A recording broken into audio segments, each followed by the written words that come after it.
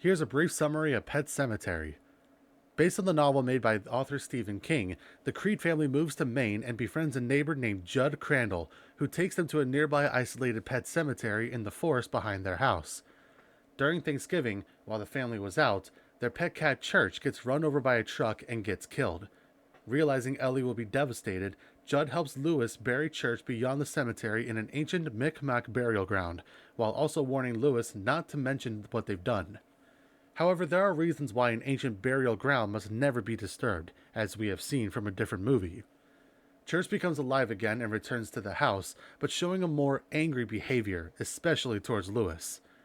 Sometime later, the family has a nice feast out on the picnic table until the little 3-year-old Gage runs into the same highway and gets run over by a truck, instantly killing the toddler.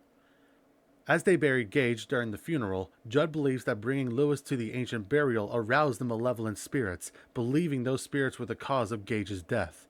Knowing this, Judd warns Lewis never to bury Gage to the Micmac ground. Well, sometimes that is better. Lewis, obviously grief-stricken, decides to do just that. While Rachel and Ellie left for Chicago, Lewis buries Gage at the Micmac burial ground to try to bring him back to life, the same way it happened for Church. After Pascal warned Ellie in her dream that Lewis is going to do something bad, both Ellie and Rachel return to Maine. At the same time, the reanimated Gage returns home as a malevolent being, taking Lewis's scalpel and murders Judd while taunting him. Then he does the same thing to Rachel as she tried to hug him. Lewis wakes up, noticing what Gage has done, and grabs 3 syringes filled with morphine. He injects one in Church, and then after a brief struggle with Gage, injects the morphine in him as well.